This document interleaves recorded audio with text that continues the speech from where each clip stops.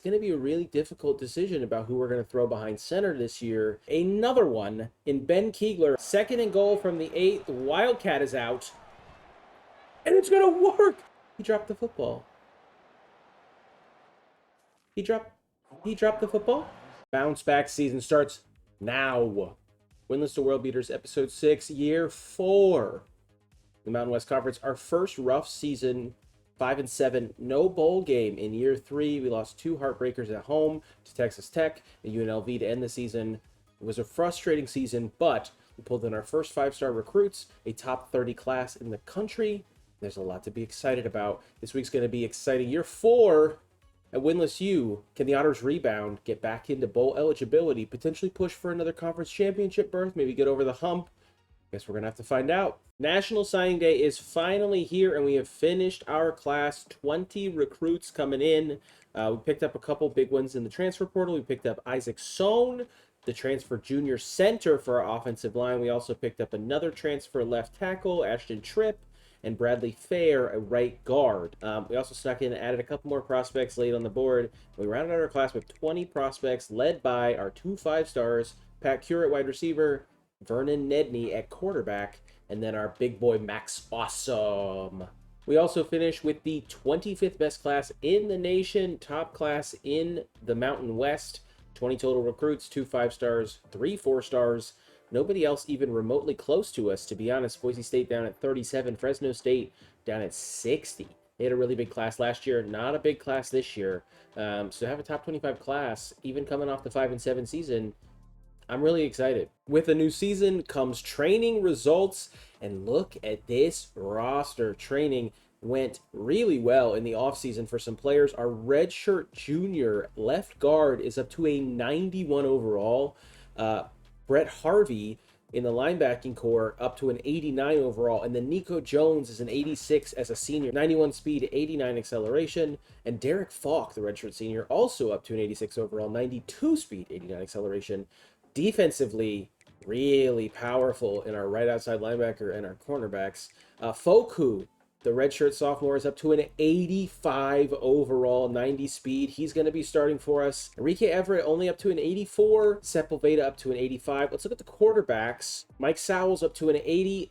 Viliami Okung has progressed pretty nicely. And then there's still Tommy Pifer at a 75 overall. It's going to be a really difficult decision about who we're going to throw behind center this year. Okung is progressing pretty nicely.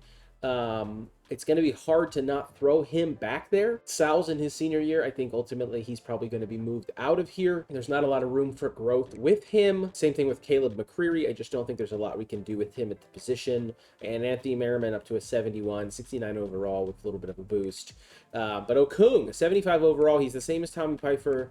Gets a little bit more of a boost. He's a scrambler, but he only has 82 speed, whereas Tommy Pifer has 94 speed. We might just have to continue rocking with Tommy Pifer. But yeah, at running back, Foku is taking over the running back room. Obviously, we lost Cameron Poe. He transferred out. Foku took the opportunity, worked really hard in the offseason, and it's paying off. Our running back room is turning into something really gnarly. We have a lot of backs. Him and Tyree Haynes are the focal points, but then Joe Bannon not far behind, Werner not even much further behind, and Jabari Lehman, the redshirt freshman, also up to a 78. So I'd like to see how he progresses as well, and then Pat England, the other redshirt freshman. And then at wide receiver, it's a pretty middling but decent wide receiver room. Enrique Everett up to an 84, Wysong's an 80, boosted up to an 81. Same thing with Ivy, and then Shaheem Hobbs progressed incredibly well. The redshirt freshman, 91 speed, 92 acceleration, up to an 80 overall, 81 with training. John Irving is up to a 76, up to a 77. And then Thomas and Trapasso, not really moving the needle much, those two. Hobbs is going to be our guy. A lot to be excited about, though. And then at tight end, Wyatt Hook has progressed really nicely. Aneni has progressed really nicely. Springs has not. Looks like Springs is going to be losing his job this year to Wyatt Hook, the transfer that came in last year. But we might see what Trevor Aneni can do as well. He's progressing pretty nicely for a redshirt freshman. We have a lot of depth again at this position. And then we talked about our best position on this team is our left guard. I mean, we have 2 absolute monsters in Titus Brewster III and Taylor Sepulveda. redshirt junior Brewster is. Sepulveda is a redshirt sophomore. A little bit of a timing issue there, but they're still both progressing incredibly well. Our entire offensive line is pretty well stocked and has a lot of depth at the positions. So there's a lot to be excited about, especially there. Right tackle is our only real area of concern, but we are young at that position. And Kane Landry's a redshirt sophomore, so we could still see a boost there. We're probably going to have to fill in that position with some more recruits. And our cornerback room is where I'm really, really excited about. We are going to lose Nico Jones and Derek Falk this year, but Jermaine Crane has progressed nicely in his redshirt sophomore year. Nathan Wade, the redshirt freshman, our first four-star of the program, up to an 80 overall, boosted to an 82. TJ Burney's got another year after this as well. And then Sean Ahmed also progressed pretty nicely, as well as Larry Flavors getting a little bit more time probably on the bench. And then at free safety, Luis Fine, who we convinced to stay, 99 speed at free safety for a redshirt sophomore. He's going to be a speed demon in the secondary. And then Eric Swoop is a senior. We're going to need depth at strong safety. We've moved a couple players from our class that were athletes over to the strong safety position, but he's going to be a good player to have still in his last year here in that secondary. One of the big hits we took in going 5-7 was we were bumped down from a 3-star all the way back to a 2-star. Not sure how the system really works for that. We are an 86 overall team, but it does affect our board. So let's talk a little bit about our board as we get started. Our prospects are a bit thinner. We don't have as much interest from the larger prospects as we did last year, coming off of 2 really successful seasons. So we're going to try to fill out our needs and then see how our classes develop, which will hopefully give us more deep prospect pool next year. We got to perform. I understand why players don't want to come here in this moment, but I'm excited about this roster, and I think they should be too. Our top player on our board is Shaq Stewart, a right tackle.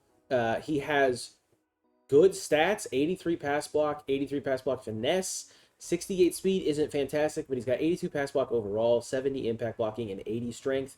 He's got the PA shield ability. And then LaMichael Doss is another one that I'm really interested in. 93 strength, 85 impact blocking, 87 lead blocking. The offensive line still needs to be built out a little bit in certain positions, especially right tackle, and then left guard as well. So that's the kind of the focus right now. We're also looking at Nelson Dombrowski, another left guard, and then James Valencia, and then Vinny Guy. Vinny Guy might be a bust, but he's got 89 acceleration, 85 speed at right outside linebacker. And then Brian Gammon is another one I'm interested in. 89 speed, 91 agility with 86 change of direction and 88 acceleration at the strong safety position.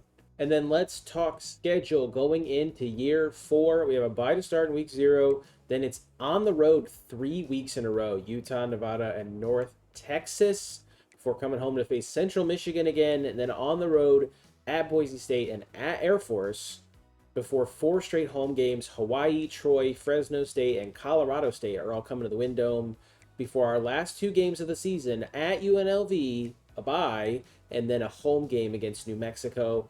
It's, again, not that tough of a schedule. Utah's probably one of our tougher opponents on this slate, but we lost a lot of close conference games last year, and we lost games to teams that I wasn't expecting us to lose to. We're also going to see how the roster looks, so it still could be a rough season. We don't really know what we're in for. We have high overalls. Players are boosted after training, but we could still see a dip. It's going to be interesting to see how this schedule plays out. It's definitely in the favorable category, though, and it should bode well for us, so we're going to see. All right, we had to make a tough decision on where we're going to go when it pertains to the roster, especially at quarterback. I have redshirted Vernon Nedney. He is playing up. He's a 76 overall, 79 with his boosts.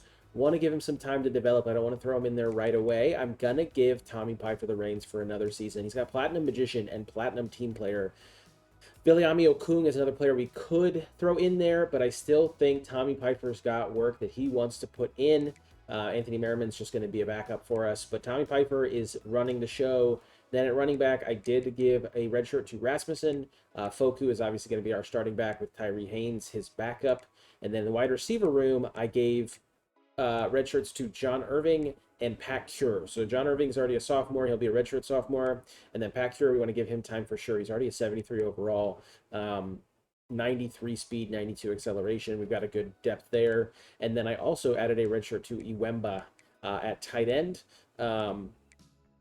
We have enough depth as well with Aneni and Marks, and then Hook as our starter to give Awemba a little bit more time. Just see if he develops at all in the offseason. And the last red shirt that I gave out was actually at strong safety. I gave it to Greg Mong. So Greg actually transitioned. He was an athlete. Instead of putting him in the wide receiver room, he transitioned really well to the strong safety room as well. It's a 74 overall, 73 up to a 74 with 91 speed, 92 acceleration.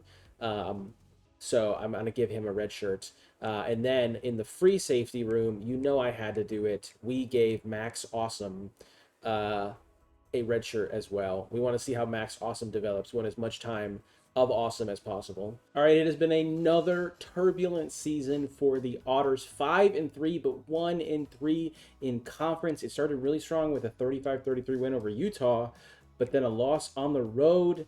And then a home win against North Texas, and you're thinking, okay, maybe we're riding the ship. Same thing goes with the win over Central Michigan, getting revenge for last year, but then getting absolutely drubbed by the undefeated Boise State Broncos.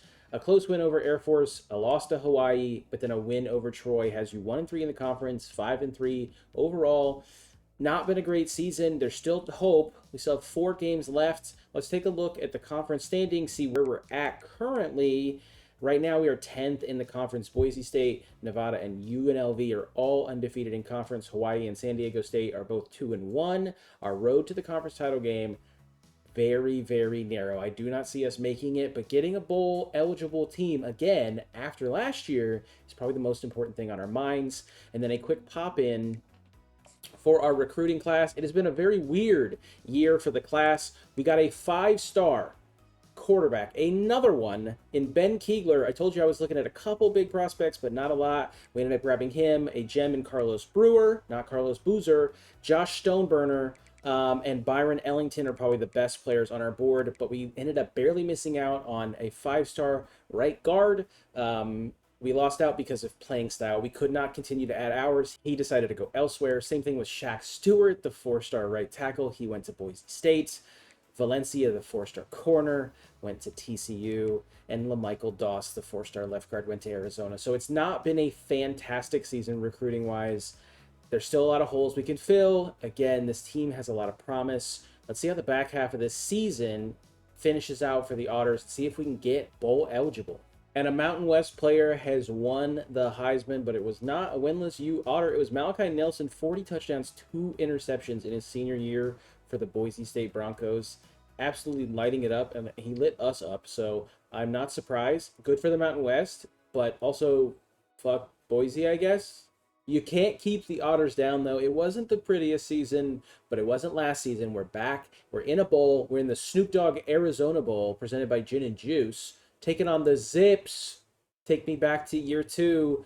Akron beat us in week 1 last year, and now we're going to face them in the Arizona Bowl. Let's see if we can finally get back on the right track and get another bowl win and get set up for massive success in year 5. We're probably going to have to make some changes to our roster. I don't know if Tommy Pifer is going to be the answer going into next season. This might be his swan song at quarterback for the Otters.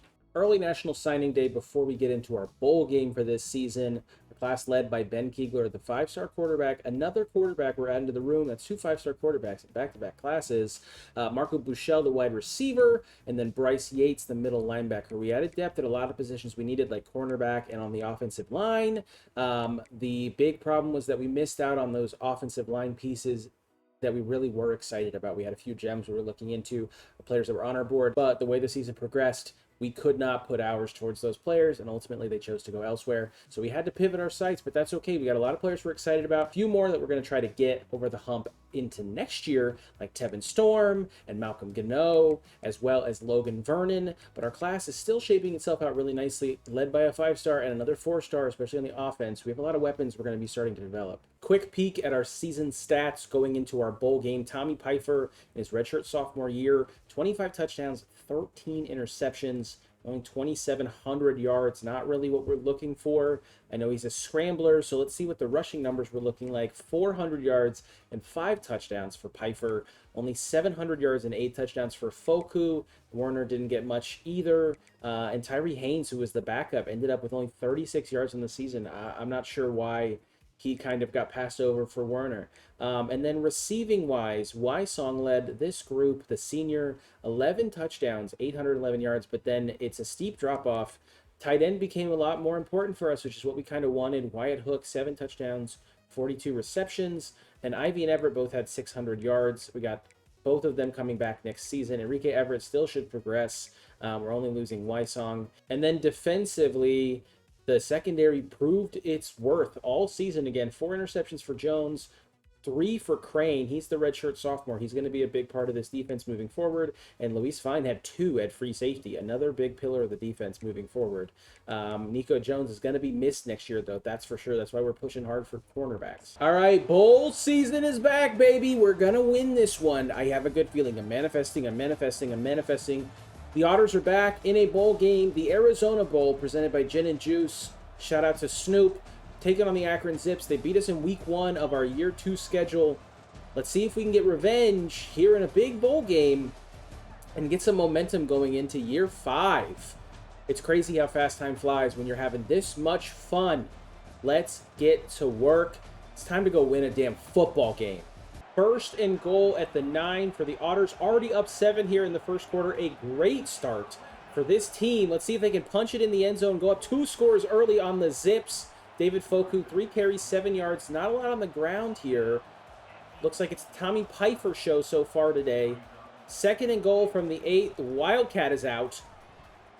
And it's going to work. I was honestly doubting it from the moment that ball was snapped. But he's in the end zone.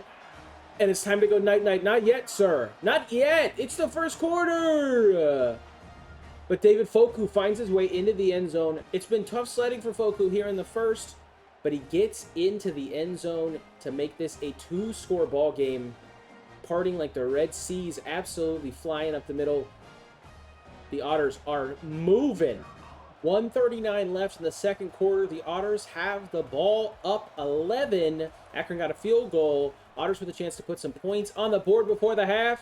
Tommy Pifer has an interception today. Again, he's turned the ball over too much this season for our liking, but he does have a touchdown. Let's see if he can get another one on the board before the half and put the Otters up big time. Huge throw there. Another completion gets him almost to midfield. 1:21 left. Still has 2 timeouts. A lot of work they can do here. And he comes down with that. I'll be honest, I didn't expect him to make that catch. Gets out of bounds. 2nd and 2. A lot of time to work with here. Already over midfield.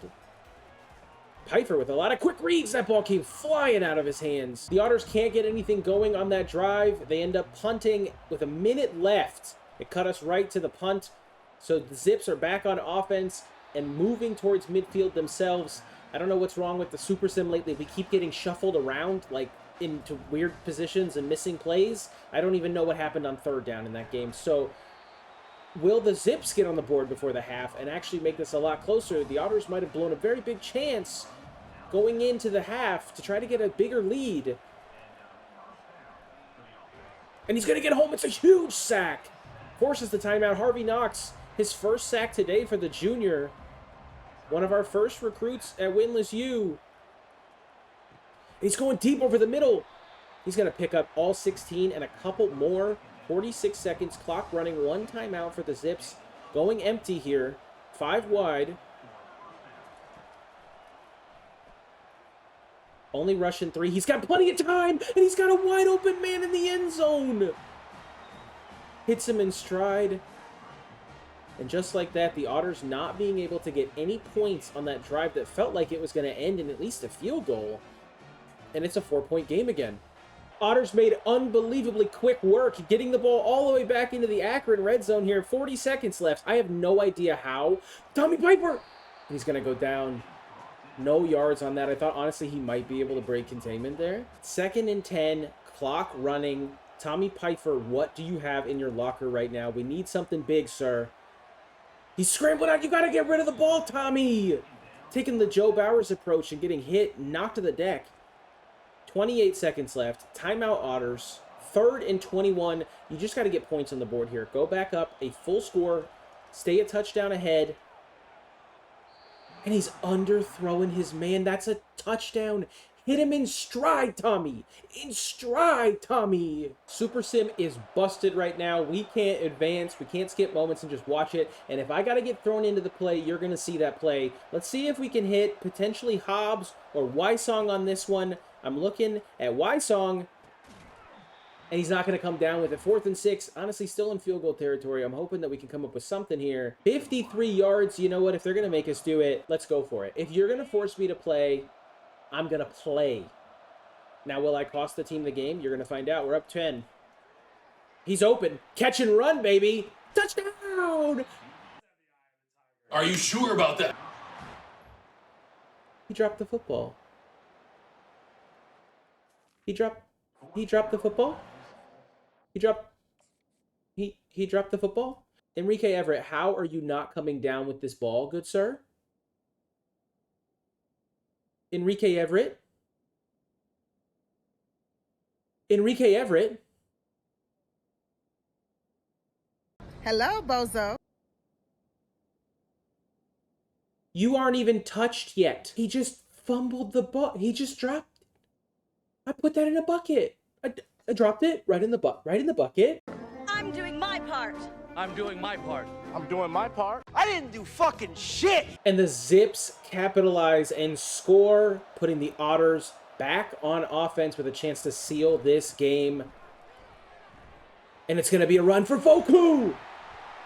Huge first down, and the Zips are forced to take their first time out. Otters are that much closer to getting another bowl win, making that 2 in 4 seasons. Something that we would love to be able to say we're able to do it. He fumbled it, and it's a turnover. What the fuck is going on? My big mouth. Wrap up the ball. And with 1:27, the Zips have a chance to tie or take the lead. It's going to get dicey here. Tyquan Wallace, the free safety, coming down, laying a hammer on David Foku. I'm scared. 1st and 10 for the Zips at our 35-yard line. 1:27 left in the 4th. They have 2 timeouts. Can the defense step up one time? Gets the crossing route. He's going to get big yardage, but he's not getting out of bounds. 1:21 left. The quarterback for Akron's name is Brad McPrescott. All right, McPrescott. What you McPrescott? Once again, not that much pressure in his face, and he gets his man down to the 2-yard line. Absolutely terrifying scenes here for the defense. It's going empty at the 2-yard line. 1 minute left. They're not using any of their timeouts. And he finds his man back shoulder in the back of the end zone, and the Otters are devastated. The fans can't believe it.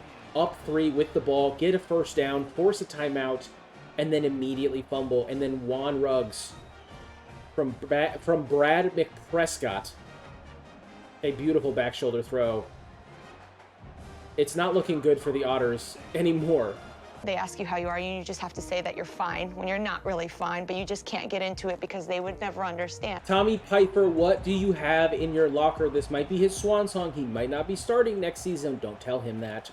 Let's see what he's got. 1st and 10 from the 17, and he's taken off, and he's going to get absolutely flattened. Brother, get around the edge, but also our line needs to hold up there. 2nd and 15, 45 seconds left. The clock is running.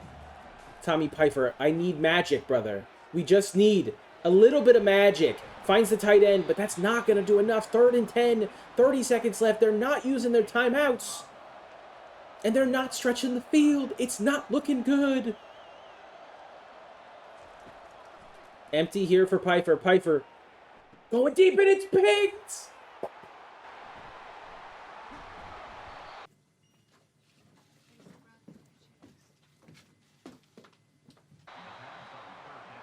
And for the 2nd straight week, the 2nd straight season, Tommy Pifer throws a critical interception. I think we've had one in every single season we played. And our bowl record is going to go to 1-2, 7-6 on the year. We just got zipped. Another disappointing end to another season at Winless U. These past 2 weeks have not been kind to us. Another bowl game, a lot of promise for that, development for good players. But Brad McPrescott, with an 80% completion percentage, absolutely sliced and diced our defense. I don't know what we were doing out there. The crucial turnover in the fourth led to the beautiful back shoulder throw that sealed the deal for the Zips. And we're going home sad again. We're going home with another bowl loss. That's 2 in 3 years. No bowl last year. We're going to have to pick up the pieces once again, figure out what we're doing, especially on offense, but also on defense. It's going to be tough sledding in year 5. All right, we are off to year 5, and Isaac Sohn, the transfer that we brought in, is off to the NFL, drafted in the 6th round. That's our second player drafted. He was a transfer coming in, but it's a little bit of a happy note. Congratulations to Isaac going into the end of our year. We're back up to a 2.5-star program, even after a 7-6 season and a 3-5 conference record, finishing 10th in the conference. There's still a lot to be excited about. It just means we have to put in more work heading into next season. All right, that's going to do it for year 4 at Winless U. Another frustrating bowl loss. We're now 1-2 in bowls, but we did get back to a bowl game. After the 5-7 season previously, we had another good class coming in, another 5-star quarterback to add to the room to see where we're going to find the magic maker. Tommy Pifer couldn't come up big for us in the bowl game. I don't know if he's the quarterback of the future. We're going to see how the redshirt freshman coming in next year performs, as well as the freshman we just added in this class. There's a lot to be excited about, though. I say it every time. I'm trying to believe it just as much as I know you believe it. Year 5 is going to be huge. Episode 7 next week. All the same shenanigans, but I'm expecting a lot more out of this team. I'm excited to see how the players progress, what we see in regards to training results, and especially how the position groups have developed. And then we'll start setting up our board and going through year 5 on a road, potentially, to get back to the conference title game. That's my aim. Thank you guys so much for watching. I appreciate the love and support on this series, and I will catch you guys next time.